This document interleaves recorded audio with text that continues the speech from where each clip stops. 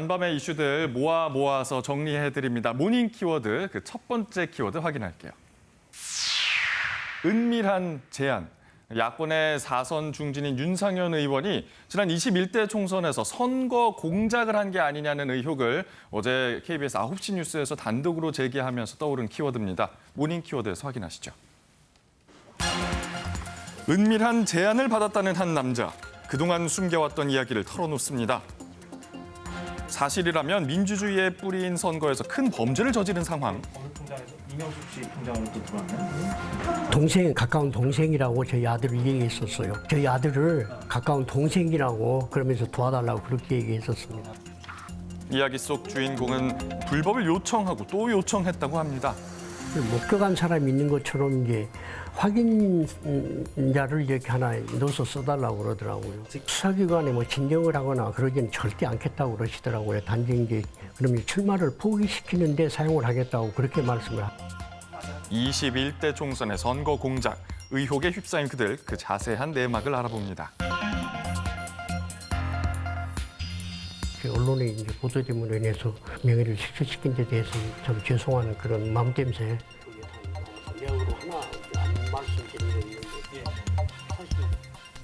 자, 첫 번째 키워드 은밀한 제한. 자세한 이야기 양지열 변호사와 나눠보겠습니다. 어서 오세요. 네, 안녕하세요. 예, 영상 속 아까 그분께서 뭔가 폭로하고 있는 것 같은데 네네. 내용이 좀 무겁습니다. 이게 근데 폭로한 분이 누구신지요? 일단 한바왕이라는 말 들어보셨는지 모르겠어요. 기억을 좀. 공사장. 예, 뭐 이런 한바라고 거. 하는 것들이 예. 이 공사 건설 현장 주변에서 운영하는 임시 식당인데 이 영상 속 인물이 유상봉 씨라고 해서 유상봉 씨. 2011년도에 그 한바를 따내기 위해서 사업권을 따내기 위해서 예. 당시 강일학 전 경찰청장 그리고 고위 공무원이라든가 이 건설 현장의 그 유일한 어떤 고위직 그 사업가들에게 예. 다 로비를 하면서 수차례 구속됐고 또 그 사업권을 빌면서 다른 사람들에게 사기도 했던 행각을 벌였던 그런 인물입니다. 아, 유상봉 씨. 예, 그 유상봉 씨가 왜 다시 나오냐면 지난 총선에서 예. 인천의 이 윤상현 무소속 의원이죠. 무소속으로 나왔잖아요. 네네. 무소속으로 나왔던 의원의 부탁을 받고 다른 후보들에게 흠집을 냈다. 오. 그 대가로 자기는 사업권을 받았다라고 그렇게 주장하면서 그 내용을 KBS에 폭로를 한 겁니다. 예. 뭐 아니- 아직까지는 확인된 게 아니고 본인의 주장인 본인의 거니까요. 주장입니다. 네. 예. 지금 윤상현 의원으로 하자면은 이 인천광역시 동구 미추홀 을에서 당선이 돼서 현재 국회의원으로 활동을 현직이죠. 하고 있는 현직 의원인데 그럼 선거 때 직접 이렇게 다른 후보를 비방하는 지시를 했다는 건가요? 그렇죠. 어떤 내용이냐고 하면 뭐 보셨다시피 이 유상봉이라는 인물 자체가 사업권을 가지고 여러 차례 구속됐던 한바 운영과 관련해서 비리로 알려진 인물이지 않습니까? 네. 그런데 어떤 내용을 했냐 부탁을 받고 박우섭 전 인천 남부청장에게 내가 이 남부청장에게 돈을 주고 사업권을 따냈다. 이런 내용이 진정서를 썼다라는 겁니다. 예. 그런 내용의 그러면 진정서를 박우섭 남구청장은 뭐 후보로 거론됐던 후보로 거론되고 있었던 인물이고 최종적으로 후보가 되진 않았습니다. 네. 그리고 실제로 후보로 출마도 했었던 미래통합당의 안상수 후보. 후보 같은 경우에도 그 후보에게도 수차례 거액을 건넸다라는 식으로 진정서를 썼고요. 네. 그 과정에서 이 윤상일 의원 측에서 이러저러한 내용으로 이 내용도 써달라라고 수정까지 요구를 받았다라고 그렇게 주장을 하고 있습니다. 유상봉 씨는. 미추홀이 굉장히 접전 지역 아니었나요? 당시에요. 예.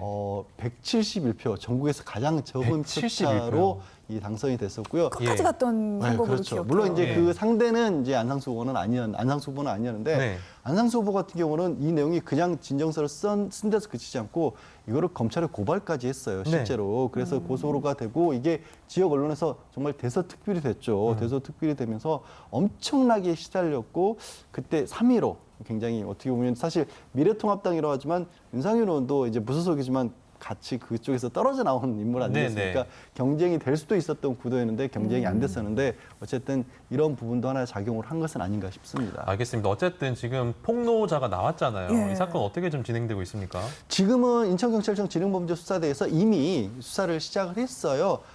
지금 유상봉 씨의 아들 유모 씨하고 또 윤상현 의원의 보좌관 조모 씨가 직접적으로 주고받으면서 이 모든 일을 기획을 했다라고 했고 그래서 공직선거법 위반 혐의로 이미 수사는 들어갔고 네. 관건은 이 유상봉 씨가 폭로를 한 것처럼 실제로 윤상현 의원이 개입을 했느냐 예. 아니냐 여기가 이제 가장 큰 관건이 되겠죠. 뭐 결론은 아직 안 났지만 만약에 알려진 사항으로 예상을 해보자면 만약에 이게 정말 사실이라면 당선도 무효가 될 수 있는 상황인가요? 법원의 판결을 받아야겠죠. 그럼. 법원의 예. 판결은 받아야겠지만 이게 사실이라면 엄청난 의혹이죠. 그럼요. 글자 그대로 선거에 있어서 상대방 후보를 완벽하게 비방하고 조작했다라는 거고요. 공직선거법상 불법 선거 개입이 해당이 되고 또 안상수 당시 후보에 대해서는 고소장을 직접 제출하도록 했기 때문에 이건 무고를 교사했다고 볼 수 있는 상황입니다. 공직선거법상 100만 원 이상의 처벌을 받으면 이 당선 무효에 해당하는데 그런 정도의 충분히 넘어서는 범죄가 되겠죠. 사실이라면요. 네. 네. 네, 앞으로의 상황 계속 지켜봐야 할 것 같습니다. 모닝 키워드 두 번째 키워드 확인하겠습니다. 아파트 갑질. 이번엔 강릉입니다. 강릉의 한 아파트 입주민이 경비원을 향해 갑질을 행했다는 사실이 밝혀지면서 화제가 되고 있는데요. 모닝 키워드에서 확인하시죠. 늦은 밤 택시에서 내린 한 남자. 경비원에게 다가가 택시비를 요구하고 갑자기 폭언을 하기 시작합니다.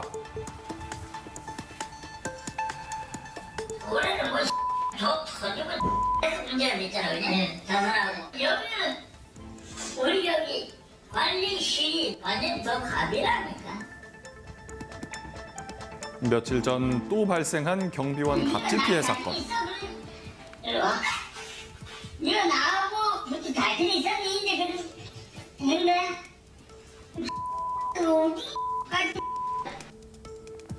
자꾸만 반복되는 갑질의 굴레. 해결 방안은 없는 걸까요? 이제는 뭐 새롭지도 않아서 놀랍지도 않은데 예. 너무나 이런 일이 많이 반복되고 있습니다. 이번에 또 어떻게 일이 진행됐습니까? 이 아파트 단지에서 벌어진 갑질은 굉장히 좀 이게 당황스러운 게 예. 아까 영상에서 잠깐 비쳤는데 서울에서 어떤 일이 있었는지 알지라고 경비원에게 예. 얘기를 합니다. 어. 이게 무슨 얘기냐면 얼마 전에 서울에서 한 아파트 그 경비원분이 이 폭언과 폭행에 시달린 나머지 극단적 선택을 한 일이 있었지 그렇죠. 않습니까? 예. 그 안타까운 일을 언급을 하면서 우리 아파트가 더 세다. 그런 식으로 경비원분을 위협을 한 거예요. 네. 그러니까 그게 도대체 이해가 안 가는 상황인데 그냥 시비를 건 거네요. 예, 저런 식의 폭언을 한 게 한 번만 있었던 게 아니고요. 뭐 술에 취해서 택시비를 달라라고 경비원 분들을 괴롭히는가 하면 뭐 청소 상태가 좋지 않다고 하면서 쫓아다니면서 욕설을 하고 그래서 다른 주민들까지도 아, 왜 저렇게 욕설을 하지 하고 나와서 이 쳐다보는 일들이 이어졌다고 합니다. 알겠습니다. 하여튼 뭐 사실은 진짜 규제가 뭔가 있긴 있어야 될 것 같은데 그러니까. 지금 법적으로는 어떤 대책들이 좀 있어요? 지금 사실 그동안에는 규제가 없었는데 예. 지난 7월 8일에 정부에서 이 공동주택 관리 규제에 관한 부분을 좀 손질을 해서 이른바 이렇게 그 근무를 하는 계약서를 쓰는 가운데서 갑질을 근절한다, 갑질을 하지 않는다는 내용을 반드시 넣도록 했다는 겁니다. 그래서 이제 1,000만 원 이하의 과태료도 부과를 했다고 하는데 그거에 더 나아가서 이제 근로감독도 실질적으로 받을 수 있도록 하고요. 저는 개인적으로는 사실 고용관계 자체를 좀 개선을 해야 되지 않을까. 지금 같은 경우에는 너무 이 용역단체에 한 곳에 맡겨놓고 네. 그 잃으실까 봐. 용역단체에서 이 경비원분이 주민하고 갈등을 벌이면 바로 경비원분들에게 모든 책임을 그러더라고요. 묻잖아요. 예. 그런 구조 자체를 좀 바꾸는 게 필요하지 않을까 싶습니다. 아무튼 이 사건은 CCTV 있잖아요. 네. 어떻게 진행될까요? 뭐 명확하게 어떤 일이 있었는지를 밝혀내야 될 것이고요. 예. 이 조금 전에 말씀드린 그 부분이 개선된 게 7월 8일자로 개선이 됐기 때문에 적용 가능한지도 한번 따져봐야 될 것 같습니다. 네. 네, 아파트 갑질 사건은 더 이상 소개해드리고 싶지가 않네요. 마지막 키워드 확인하겠습니다. 모닝 키워드 세 번째 키워드는요. 꿈틀꿈틀입니다. 앞서 오프닝에서도 말씀드렸다시피 지난해 붉은 수돗물 사태가 일어났던 인천 서구의 수돗물에서 이번에는 유충이 나왔습니다. 모닝 키워드에서 확인하시죠. 수돗물 속에서 발견된 의문의 생명체. 그것은 작은 유충이었습니다.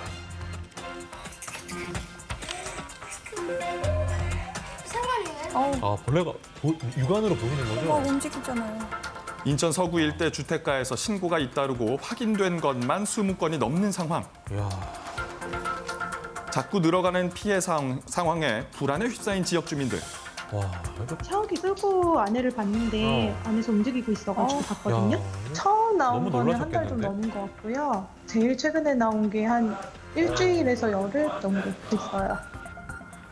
현재 지역 주민 3만 6천여 세대에 수돗물 음용 자제를 권고하고 학교 급식이 중단된 상황입니다.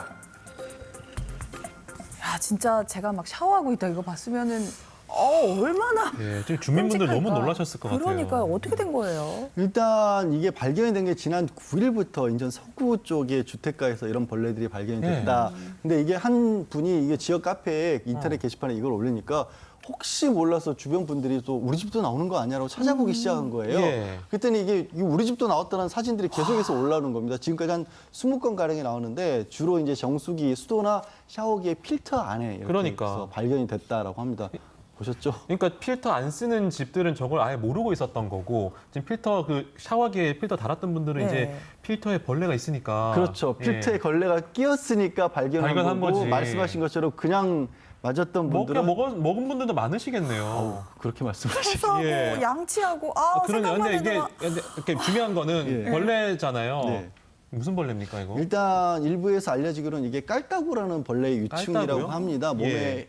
몸에 해롭지 않다라는 표현이 뭐 해충은 아닌 걸로 해충은 그렇게. 다행히 해충은 예, 아니고. 근데 이제 확인된 건 아니고요. 예. 일부에서 그렇게 보고 있어서 지금 이제 조사기관에서 정확하게 확인을 하고 있다고 합니다. 근데 진짜 문제가 되는 게 인천 서구를 비롯해서 5개 동, 인천 서구 5개 동, 계양구 1년 전에 물 그거 물 빨갛게 되는 예. 붉은 물, 수돗물 사태 있었잖아요. 예, 그래서 이게 고소를 하고 보상도 받았었는데 이번 건도 뭐 이렇게 해야 되는 인천이에요 건지. 이번에도. 그러게요. 같은 예. 지역이 겹치고 있고요. 그때는 무리해서 수도 압력이 많이 나오는 바람에 낡은 수도관에서 붉은 녹이 흘러나왔던 거고 네. 이번 경우에는 지금 그냥 그 빌라처럼 공동주택에서 물탱크를 따로 쓰는 곳들 있잖아요. 네. 그런 물탱크에서 여름철에 생긴 건지 아니면 또 이게 정수장치 자체, 그러니까 수도를 만들어서 공급하는 자체에서부터 애초에 유충이 생긴 건지를 먼저 파악을 하고 있다고 하는데 어쨌든 인천 서구 쪽에서는 이 음용은 중단을 시키고 대신에 이제 음용수가 부족한 분들에게는 생수를 공급해 드리고 있다고 하고요.